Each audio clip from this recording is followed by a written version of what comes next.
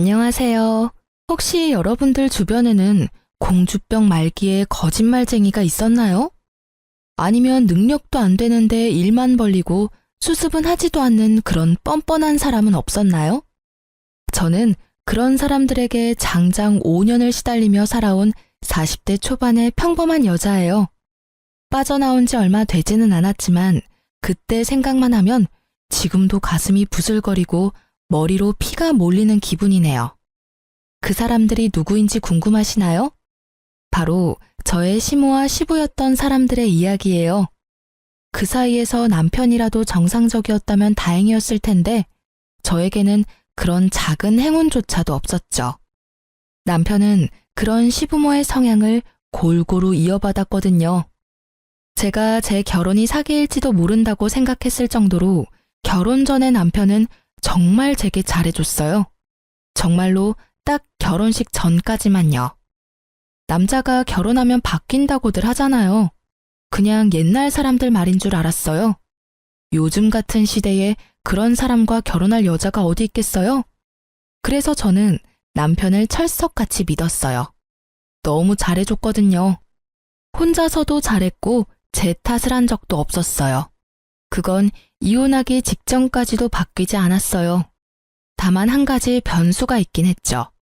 시댁과 관련된 일에서는 칼 같은 면이 있었거든요. 처음에는 남편의 그런 모습에 편하게 생각하기로 했어요.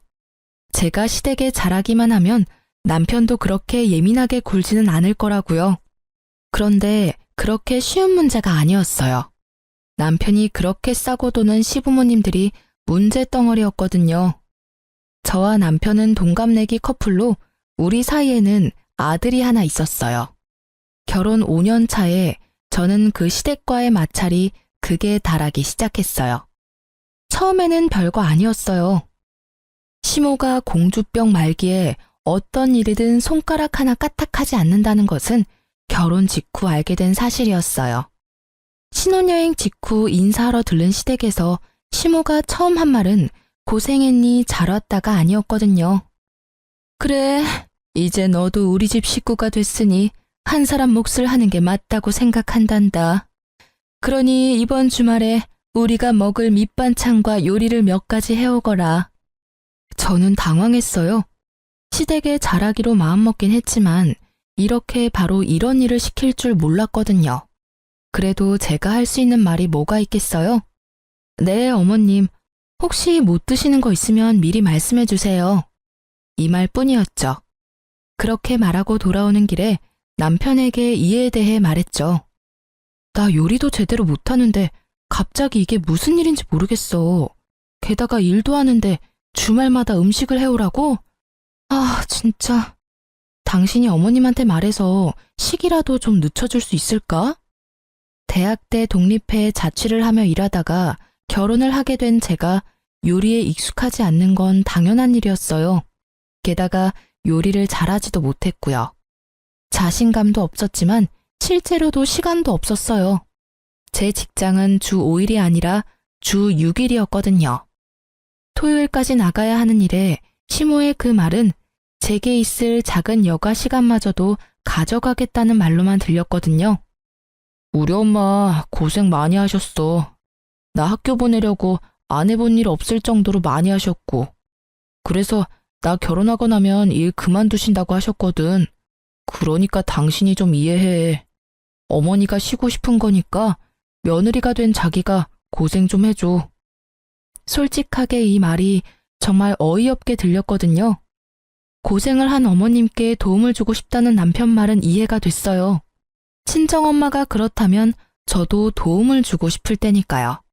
그런데 왜 자기가 안 하고 나한테 그걸 시키려는 거죠? 왜 제가 이해를 하고 고생을 해야 하느냔 말이죠. 그 이야기를 하려다가 일단 입을 닫았어요. 싸우고 싶지 않았거든요. 제 성격이 원래 그렇게 호전적이지는 않아서 싸울 일은 만들지 않는 것에 중점을 두거든요. 생각한 대로 내뱉으면 분명 싸우게 될 것이고 결혼한 지 한 달, 아니 한 주도 안 된 우리가 싸우면 분명히 이 결혼에 후회할 거라는 생각이 들어서 겨우 참았어요.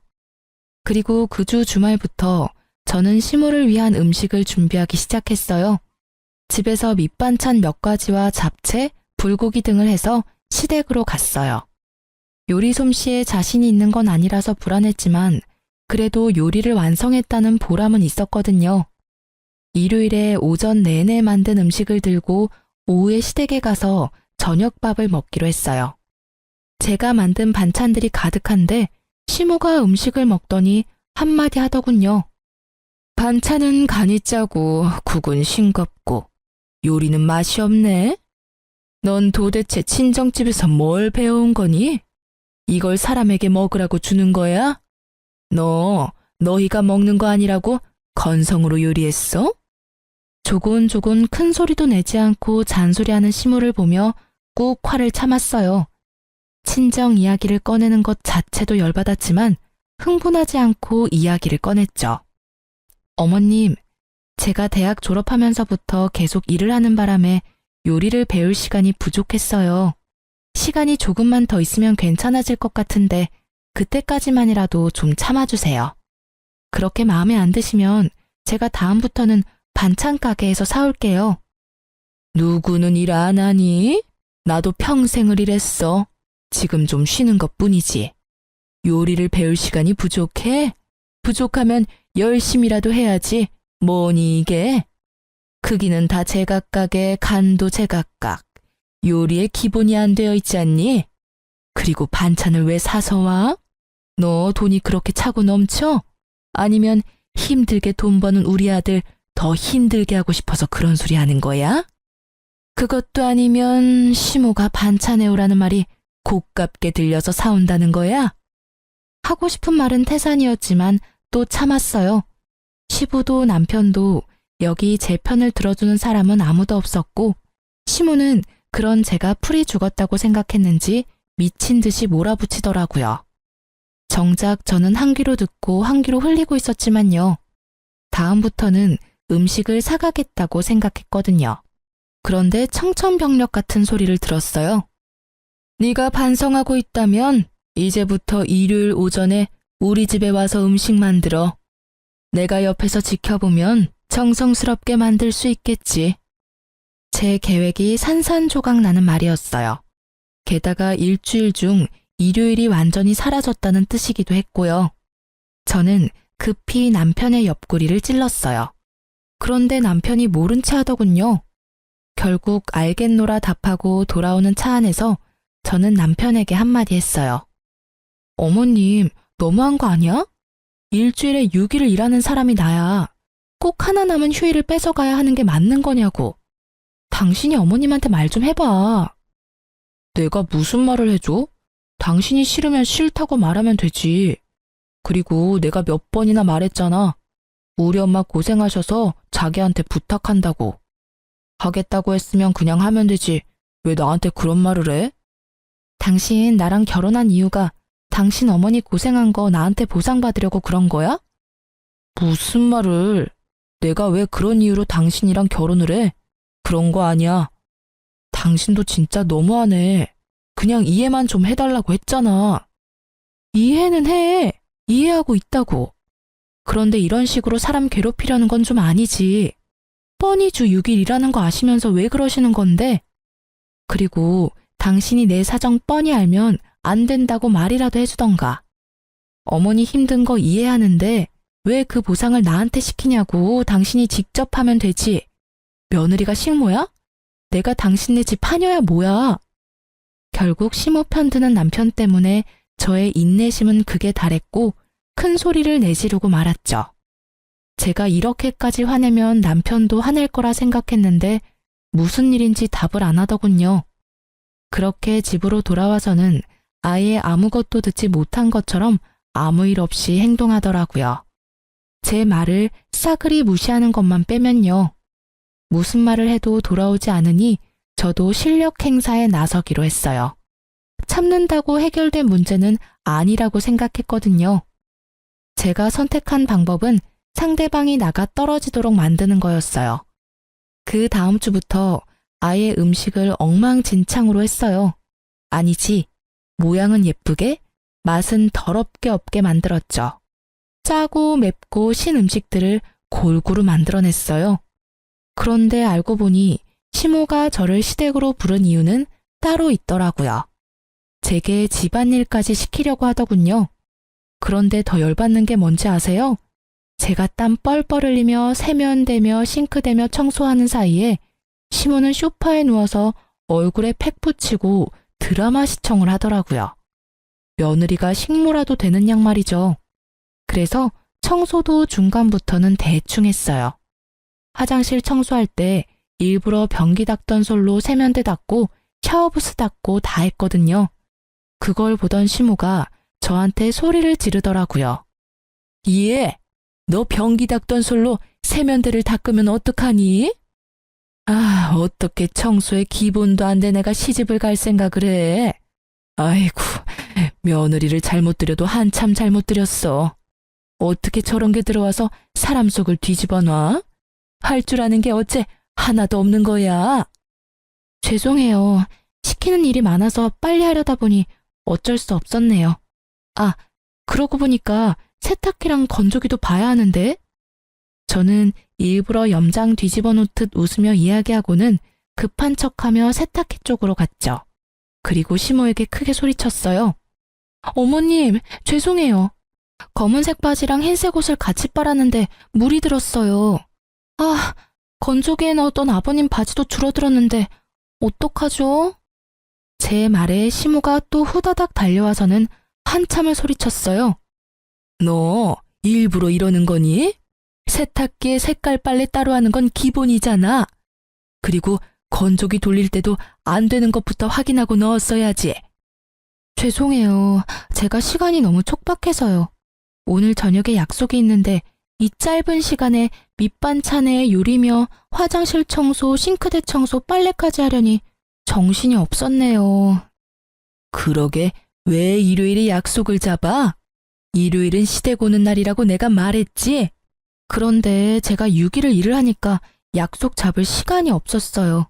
어머님은 모르시겠지만 오늘 저녁에 저희 친정아버지 생신이거든요. 그래서 가족들이 모이기로 해서 뺄 수 없거든요. 넌 네 가족만 중요하고 우리는 중요하지도 않니? 우리하고 한 약속이 먼저지.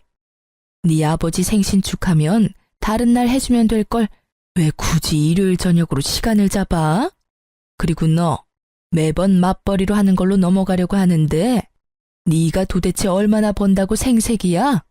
어휴, 며느리 복도 없는 내가 잘못이지. 어머님이랑 제가 언제 약속을 했나요? 어머님은 저한테 그냥 오라고만 하셨잖아요. 제가 그날 무슨 일이 있는지 물어보지도 않았고요. 그러면 다음 주 일요일에는 약속을 잡을 거니까 그날은 좀 빠질게요. 선약이 있으면 빠져도 되는 거 맞죠? 야, 너 지금? 시모는 어이가 없어도 한참 없는지 말도 잇지를 못하더군요. 하긴 속으로 욕을 한 바가지 하고 싶었을 거예요. 그치만 제가 그 욕 들을 필요는 없잖아요. 어머님은 며느리 복이 없는 게 아니에요. 매주 반찬 만들어 오는 며느리가 요즘 세상에 어디 있다고요? 그럼 다음 주는 좀 쉴게요. 어머님이 알아서 음식 만들어 드세요. 저는 그렇게 말하고 시댁에서 나왔어요. 하지 말아야 할 말을 했다는 생각보다 지금 이 순간에 개운함이 더 컸죠. 어른한테 대들고 싶지는 않았지만 상황이 상황이었으니까요. 시모의 저런 모습들이 저를 교육시키려 한 것처럼 보였거든요. 하라고 하면 무조건 해야 하는 그런 사람으로요. 그런데 그게 며느리인가요? 그건 고용인과 고용주 사이잖아요. 저는 시모의 그런 횡포에는 맞춰줄 수 없었어요. 그리고 그날 저녁에 남편이 집에 와서 저한테 한바탕 쏟아내더라고요. 당신 도대체 어머니한테 뭐라고 했길래 어머니가 알아놓으셔? 오늘 아침에 무슨 일이 있었던 거야? 어머니는 당신이 어머니한테 도를 넘은 말을 했다는데 사실이야? 도를 넘은 말? 당신은 내가 아무렇지도 않은 일에 도 넘은 말 내뱉는 사람이라고 생각해? 제 말에 남편이 당황하더군요. 내가 아무것도 아닌 일에 도가 넘는 말 해대는 그런 여자로 보이냐고. 남편은 제가 절대 그런 사람이 아니라는 걸 알 거예요. 남편이 흥분하면 그걸 가라앉히는 게 항상 제 역할이었으니까요. 게다가 도가 지나친 말을 하지 않았고 남편에게는 싸울 거리도 주지 않았기에 저희는 연애 기간에도 남들 다 아는 사랑 싸움 한 번 한 적 없었어요. 그걸 알고 있는 남편은 제 말에 당황한 거예요. 그건 아니지. 그런데 어머니가 그런 말을 하시잖아. 어머니가 나한테 거짓말을 할 필요가 어디에 있어? 어머님이 뭐라고 하셨는데? 내가 아무 이유도 없이 어머님한테 나쁜 소리 했다 그러셔? 오해가 있겠지. 아니면 당신이 일을 하기 싫어서 그런 말을 했다거나 그런 일도 있으니까. 당신 오늘 무슨 날인지 알아? 결국 제 입에서 남자들이 무서워하는 문장이 튀어나왔죠. 남편이 곰곰이 생각하더니 잘 모르겠다는 어색한 표정을 짓더군요. 오늘이 무슨 날이건 그게 무슨 상관이야. 지금 우리가 대화하는 건 당신이 우리 어머니한테 막말을 해서 그런 거고. 솔직히 당신이 오늘 기념일 때문에 화가 났어도 어머니한테 화내면 안 되지. 솔직히 당신 요즘 우리 어머니한테 너무하잖아. 너무해? 지금 내가 당신 어머니한테 너무하다는 말 한 거야? 진짜로 너무한 게 누군데? 당신 오늘 우리 아버지 생일인 거 정말 까맣게 잊어버린 거야? 네 어머니 마음 아파 알아누운 것만 눈에 들어오고 네 장인어른 생신은 아예 머릿속에서 삭제했어? 너한테 내가 고작 그 정도밖에 안 되는 거야? 오늘 어머님이 나한테 뭘 했는 줄 알기나 하고 나한테 따지는 거야? 음식에 청소까지 시키길래 오후에 아버지 생신이라고 빨리 가겠다고 했더니 어머님이 뭐라고 했는 줄 알기나 하냐고. 시댁 일이 선약인데 왜 약속 잡았냐고 따지더라. 그게 내 오해야? 어? 정말 분노의 샤우팅이었죠. 그렇게 제가 소리 지르자 남편이 조용해졌어요. 자기 생각에도 그건 아니라는 생각이 들었겠죠. 알고 나니까 좋아? 왜? 또 나한테 따져봐. 큰 소리 치면서 말해보라고. 어이가 없어서. 앞으로 나 절대로 시댁 안 갈 거니까 알아서 해. 그리고 사람이 일을 해주면 돕는 신용이라도 하던지, 미안하다, 잘했다, 수고했다 말이라도 해주던지. 사람을 식모마냥 부리고는 뭐? 며느리 복이 없다고? 정말로 며느리 복이 없다는 게 뭔지 알려줄까? 결국 제 선언과 함께 저는 시댁에 들리지 않았고 시모도 저를 부르지 않았어요. 남편도 시모 이야기는 꺼내지 않았죠. 솔직히 내지르면서 불안하기는 했는데 그래도 참고 사는 건 정말 안 되겠다 싶었거든요. 이러다 진짜로 붙잡혀 살게 되겠다 싶은 생각이 들었으니까요. 불안해하면서 벌인 일이었지만 생각보다 결과는 나쁘지 않았죠. 하지만 그 뒤에 올 일들은 더 나빠졌어요. 결혼 5년 차에 상황이 정말 급변하게 됐거든요. 여보, 우리 본가에서 부모님이랑 같이 살지 않을래? 당신 화도 이제 좀 가라앉았고 어머니도 당신에게 미안해하고 있고. 합가하자고? 그건 절대 못해. 같이 살면 싸우기만 할 거야. 솔직히 나는 그러고 싶은 마음도 없고.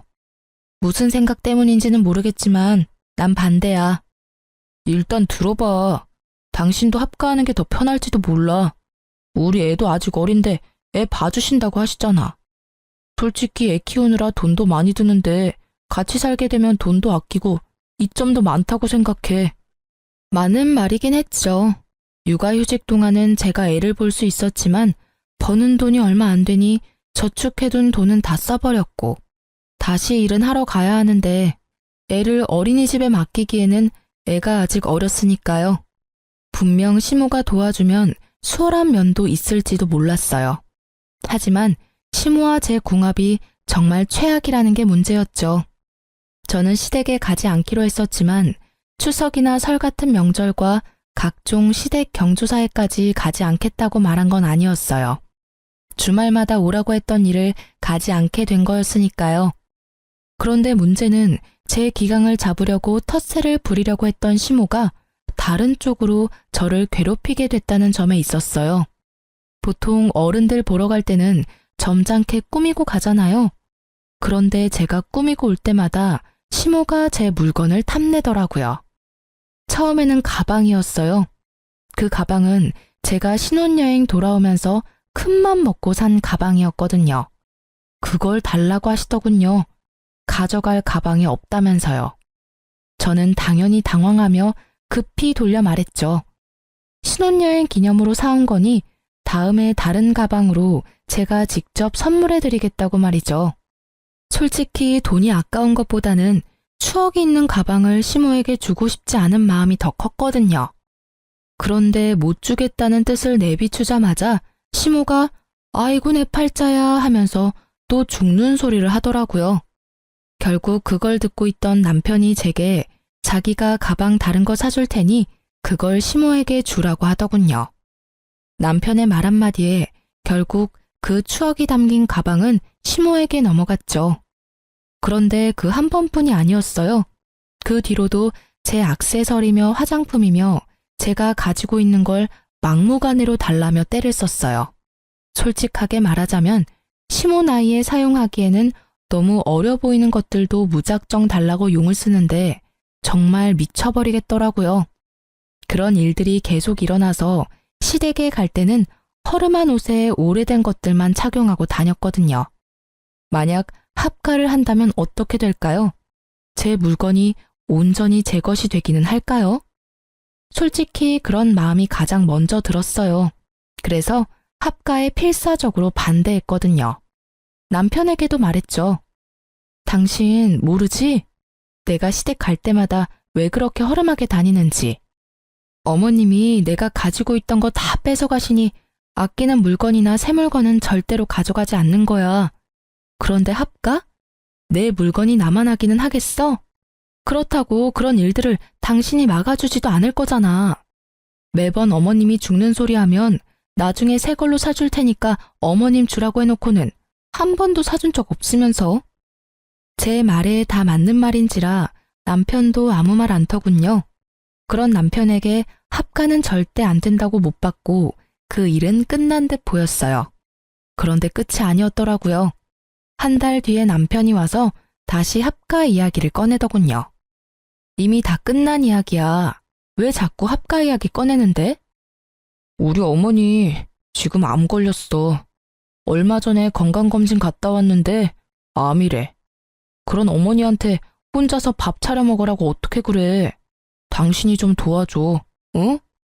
암이라는 이야기에 저도 덜컥 겁부터 났어요. 요즘 세상에 암이 그리 희귀한 것도 아니지만은 그렇다고 해도 죽을 병에 가까운 이미지이긴 하잖아요. 많이 안 좋으셔? 생각보다 안 좋다고 하더라고. 대신 집에서 잘 챙겨 먹고 잘 쉬어야 치료도 잘 된다는데. 아무래도 혼자서는 힘드시잖아. 아버지도 사업하시느라 여기저기 바쁘시고. 당신이 좀 도와주면 안 될까? 저는 고민했지만 고민해서 될 일이 아니라고 생각했어요. 시모가 밉지만 죽을지도 모른다는 이야기를 들으니 애처로운 마음이 생기더라고요. 알았어. 그럼 우리 집 내놓고 팔리면 들어가자. 그 전까지는 주말에 가서 어머님 도와드릴게. 저는 합가를 받아들이기로 했어요. 남편은 고맙다며 그 다음날 바로 집을 부동산에 내놨죠. 결국 신혼초대로 돌아가고 말았지만 좋게 생각하기로 했어요. 그리고 그 뒤로 주말마다 시모 수발 들러 시댁에 갔어요. 3주째 되는 날 시모는 시부와 남편과 함께 서울에 있는 큰 병원에 항암 치료를 하러 가게 됐어요. 3박 4일 일정이라기에 별 의심 없이 보내놓고 저는 시댁 청소에 돌입했어요. 암 환자에게 더러운 집에서 지내게 할 수는 없으니까요. 그런데 시부 책상을 청소하다가 시부가 진 빚의 존재를 알게 되어버렸죠. 사업을 하신다고 하셨는데 몇 번이나 사업 종목이 바뀌었거든요. 솔직히 저는 시부가 사업을 하는 게 아니라 일을 안 하는 백수인데 며느리 복이 그래서 사업한다고 속인다고 생각했거든요. 그런데 그 생각이 훨씬 나을 뻔했더라고요. 시부가 가지고 있는 빚이 정말 어마어마하더군요. 매달 그걸 어떻게 갚고 있는지조차 이해가 안 갈 만큼 돈이 나가고 있었어요. 그걸 보고 저는 또 한 번 기분이 안 좋아졌어요. 시부의 빚이 곧 우리의 빚이 될 날이 다가올지도 모르니까요. 게다가 시모는 죽을 날 받아놓은 환자고, 그렇게 생각하니 진짜 지금 하는 청소도 왜 하는가 싶을 정도로 의욕이 사라져버렸어요. 그때 저희 부모님에게 연락이 왔어요. 딸, 요즘 많이 힘들지? 힘들긴 한데 뭐 괜찮아. 그런데 무슨 일로 전화했어? 내일 너희 아버지랑 제주도 가잖아. 너희 오빠 가기로 해놓고는 못 간대서. 혹시 너 시간 괜찮으면 같이 갈래? 기회이긴 했어요. 시부모와 남편은 4일 동안 집에 오지 않을 것이고 저와 아이 둘이서 친정 부모님과 1박 2일 정도만 있다 가더라도 기분 전환에는 충분할 것 같더라고요. 저는 집으로 가서 부랴부랴 준비했어요. 사실 원래는 제가 가기로 한 거였어요. 시모가 아프지만 않았다면 말이죠. 그런데 날짜 딱 맞춰서 시모가 병원을 가줬으니 저에게는 다행인 상황이잖아요. 평일에다가 성수기가 아니었던지라 티켓은 다행스럽게도 남아있었고 저는 아이와 둘이서 친정 부모님 모시고 제주도로 떠났어요. 두 분 결혼 기념일이었는데 제가 고생하는 거 알고 계셨는지 저한테 신경을 많이 써주더라고요. 그런 부모님한테 고맙기도 하고 죄송하기도 하고 그렇게 두 분 따라다니며 사진사를 자처하고 있었는데 폰 카메라 너머로 제 두 눈을 의심할 광경이 펼쳐지고 있었어요. 외손주와 함께 있는 부모님 너머로 사진을 열심히 찍고 있는 시모와 시부, 그리고 남편의 모습이 제 카메라에 찍힌 거죠. 저는 동영상으로 그 광경을 계속 찍었어요. 제가 잘못 본 게 아닌가 싶었는데 아니었어요. 정확하게 시모, 시부 남편이었어요. 그제야 제가 당했다는 생각이 들더군요. 시모가 암에 걸렸다는 것 자체가 거짓말인 거더라고요. 합가를 위한 거짓말. 게다가 이번에는 남편도 그 계획에 한몫했다는 거에 제가 더 배신감을 느낀 건 어쩔 수 없는 당연한 일이었어요. 합가를 절대 하지 않겠다고 했으니 남편이 술을 쓴 거예요.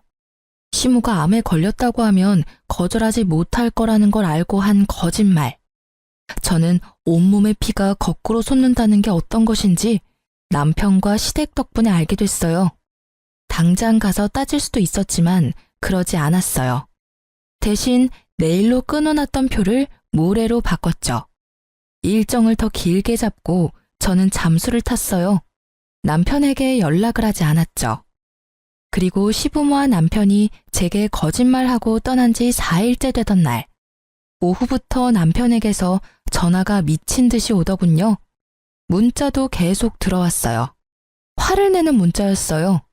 어디냐, 집을 이 꼴로 해놓고 어딜 간 거냐, 엄마 아픈데 너 도대체 뭐 하는 거냐 등등. 되지도 않은 거짓말을 들먹이며 저를 찾는 남편 새끼 연락은 모조리 다 씹어버렸어요. 대신 평소에 하지 않는 SNS를 열심히 했어요. 사진도 올리고 동영상도 올리고. 그러자 남편 놈은 더 화를 내며 연락을 해오더라고요. 남편 새끼 화를 어느 정도 돋군 후에 저는 남편 놈에게 문자로 동영상과 사진을 보내줬어요. 시부모와 남편이 제주도에서 열심히 놀고 있는 모습이 찍힌 걸로요. 제가 그걸 보내고 나자 남편의 연락은 결이 바뀌었어요. 오해가 있다. 당신이 생각하는 그런 거 아니다. 그러니 얼굴 보고 이야기하자. 남편 놈이 급한지 계속 그렇게 연락을 해오더라고요. 저는 여전히 답을 하지 않았고 친정 부모님과 느긋하게 돌아왔어요. 돌아온 날은 화요일 낮이었고 당연히 남편은 일하러 가고 없었죠. 저는 천천히 그리고 꼼꼼하게 제 물건부터 챙겼어요. 그리고 우리 아들 것도 챙겼죠. 그렇게 짐 다 챙겨서 저는 친정으로 돌아왔어요. 친정에는 엄마가 제 방을 만들어뒀어요. 제주도에서 이야기를 다 했거든요. 엄마가 무척 화내며 무조건 제게 돌아오라고 했었어요. 그렇게 집으로 돌아가고 그날 저녁 남편에게서 미친 듯이 연락이 오더군요. 당연한 일이었죠. 마누라랑 애 집만 쏙 빠져나갔으니 얼마나 놀랐겠어요? 그러니 미친 듯이 연락이 온 거죠. 저는 태연한 목소리로 전화를 받았어요. 20통의 전화를 무시하고 받은 전화였어요. 여보, 도대체 연락이 왜 이렇게 안 된 거야? 그리고 집에 있던 짐은 다 다 어디 갔어? 어디 가긴? 다 뺐어. 나 당신이랑 살고 싶지 않으니까 사진 봤으면 이유는 따로 설명 안 해도 되지? 여보, 잠깐만. 나도 할 이야기 있어. 그러니까 일단 와서 얼굴 보고 이야기해. 내가 다 설명해 줄게. 알았어. 그러면 시댁에서 볼래?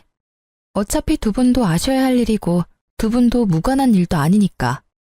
저는 곧바로 시댁으로 향했어요.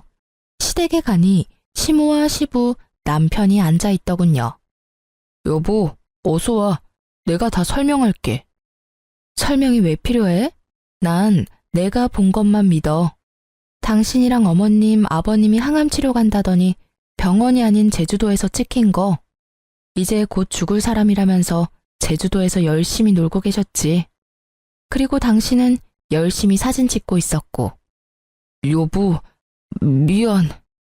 남편이 말을 채 끝내기도 전에 시모가 제게 표독스런 얼굴로 말하더군요. 네가 왜 미안하다고 하니? 전부 다 저 애가 잘못한 거잖아. 네가 처음부터 내 말 잘 듣고 시댁에 충실했으면 이런 일 생기지도 않았어. 네가 뭔데 우리 귀한 아들을 추궁하는 거야? 네가 뭐가 잘났는데, 응? 언제 제가 잘났다고 했어요? 어머님 아들이 못난 거겠죠. 마누라 시댁 식모로 드리려고 열심히 거짓말해서 합가까지 하도록 만드는 남편이 어딨어요? 암에 걸려? 거짓말도 정도껏 해야 넘어가던지 말던지 할 거 아냐. 그렇게 부모님이랑 같이 살고 싶으면 당신 혼자서 같이 살아. 나랑 내 아들까지 그 거짓말에 끌어들이지 말고. 그 나물에 그 밥이라더니 세상에.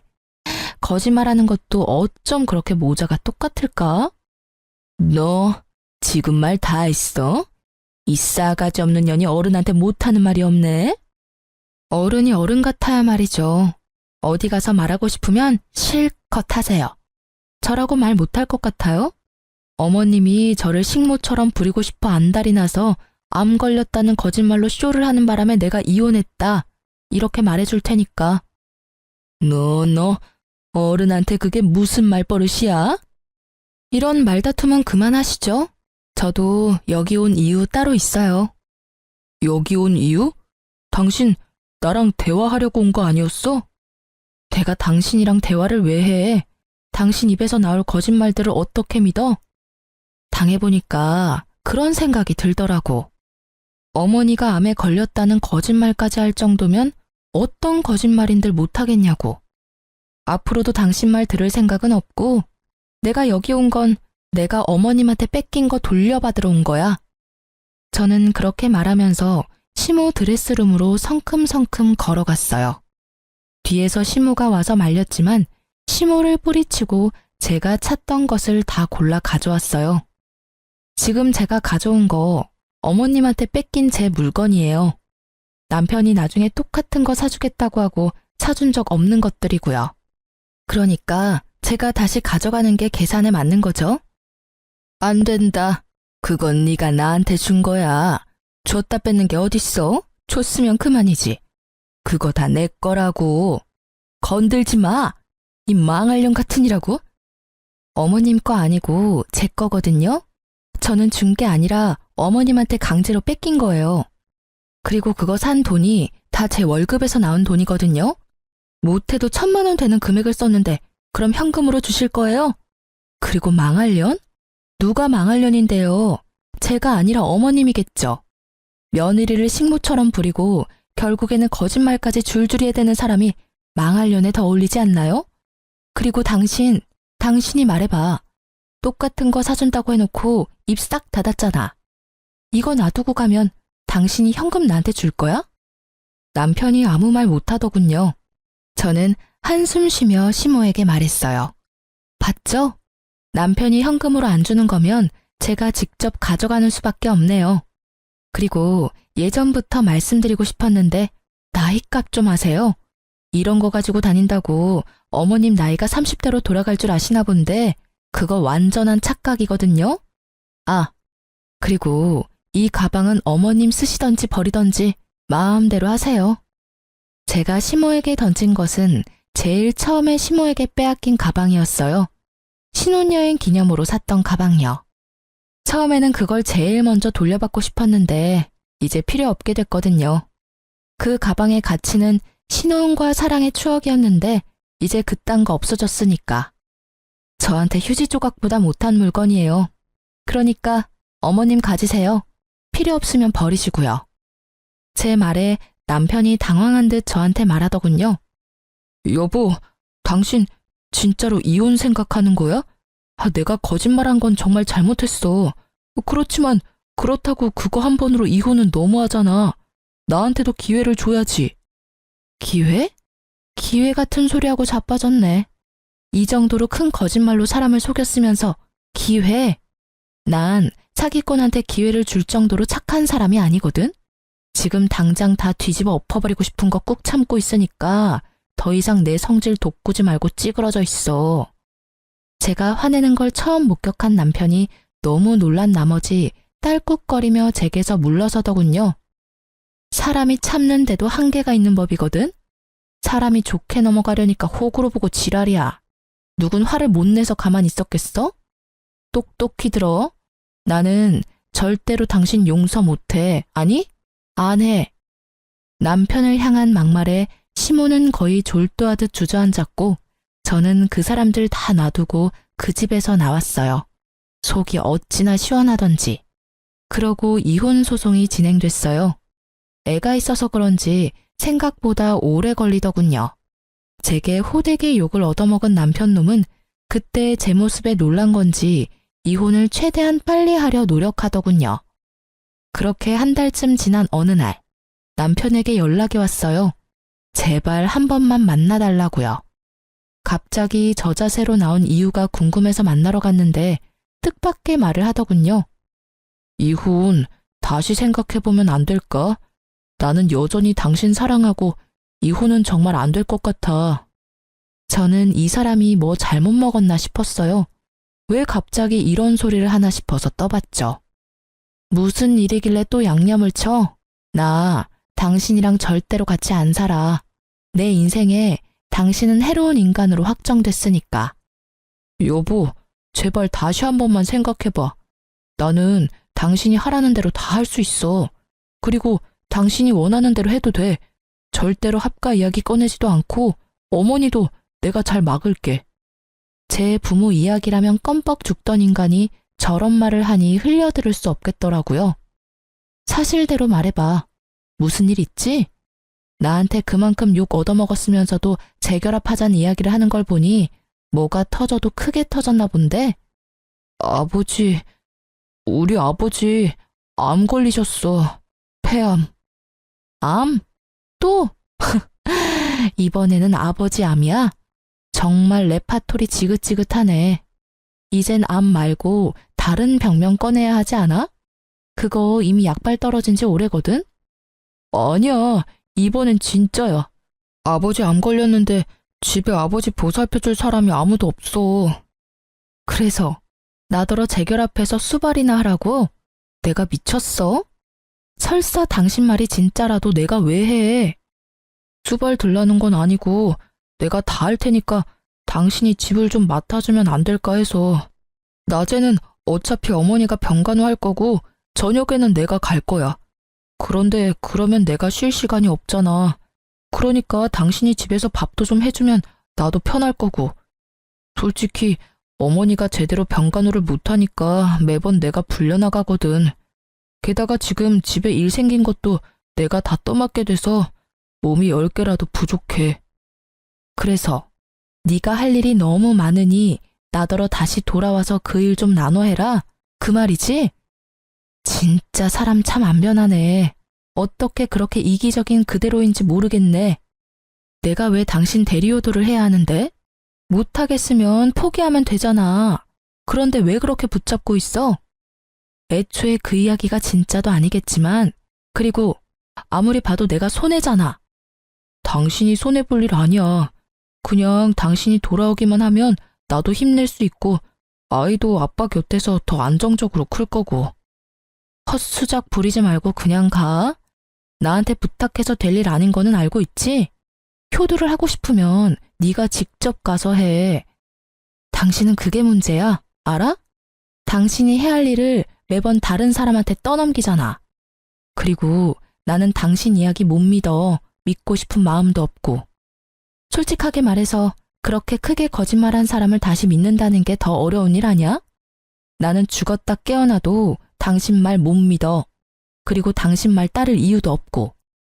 그러니까 여기서 삽질하지 말고 차라리 그 시간에 다른 사람이나 찾아. 저는 그렇게 말하고 남편을 버려두고 나와버렸어요. 양치기 소년의 이야기가 생각나더라고요. 양치기 소년의 거짓말에 반응하던 마을 사람들의 기분을 알 것 같았죠. 누가 저 말을 믿겠냐고요. 그래도 혹시나 해서 수소문해봤더니 시부가 진짜로 암에 걸리긴 했더라고요. 그리고 시무가 시부 수발을 드는 것도 사실이었고요. 남편 놈이 거짓말은 하지 않았지만 그렇다고 모든 걸 이야기한 게 아니란 것도 알았죠. 이혼 전에 제가 발견했던 시부의 빚말이에요. 사업한다고 여기저기 돈 빌리는 바람에 생긴 빚이었는데 전 남편이 그걸 갚으려고 현재 투잡, 쓰리잡까지 뛰고 있다고 하더군요.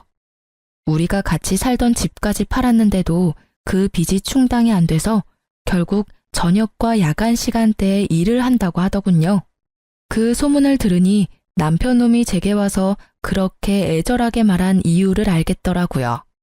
시부가 벌려놓은 일도 수습해야 하는데 시모는 아예 아무것도 할 줄 모르고 자기 얼굴만 보며 꾸미기 바쁘니 남편 놈이 속 답답한 것도 이해가 되긴 했어요. 그렇다고 제가 가서 도와줄 일은 아니죠. 저와 남편은 이제 남남이잖아요. 남의 집 사정에 왜 발을 들이겠어요? 어쨌든 시모는 결혼 초부터 군기 잡으며 자기 수발 들도록 만들려다가 결국은 본인이 직접 수발 들게 됐어요. 며느리 합가시키려고 암 환자 흉내내더니 결국은 진짜 암 환자 수발을 들게 됐으니 이 정도면 정말 자기가 뿌린 씨앗이죠. 그게 아니라면 천벌일지도 모르겠네요. 저는 아들과 그 집에 나와서 아무쪼록 잘 살고 있어요.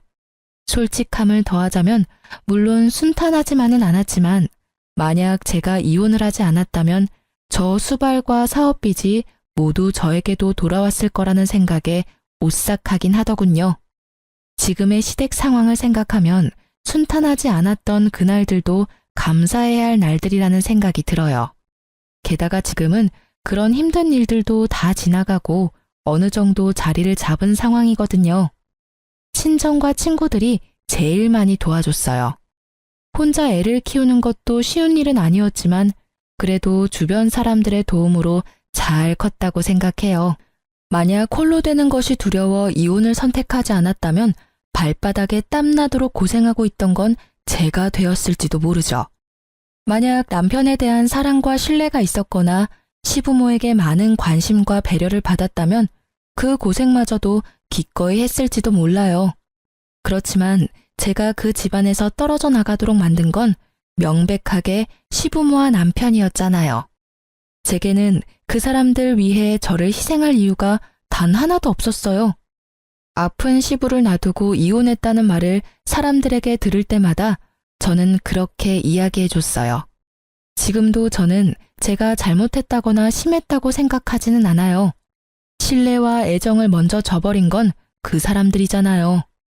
제가 그 사람들을 위해 뭔가를 해줄 필요 따위 없다고 생각해요. 저는 거짓말이 모두 나쁘다고 생각하는 건 아니에요.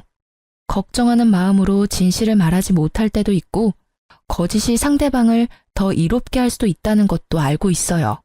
다만 자신의 이익만을 위해서 상대방에게 거짓말을 하는 행위는 절대로 용서받을 수 없다고 생각해요. 아마 저의 이런 마음은 절대로 변하지 않을 거라고 생각해요. 그만큼 제가 당한 일은 제게 큰 충격을 줬으니까요. 제가 글을 쓰게 된 건 이렇게 골 때리는 이혼 사유도 있다는 걸 들려드리고 싶어서였어요. 만약 누군가가 자신의 이익만을 위해 거짓말을 한다면 부디 그걸 용서하지 마세요. 용서해줬다가는 호구될 수도 있으니까요. 그럼 지금까지 긴 제 사연 들어주셔서 감사합니다. 행복한 하루 보내세요.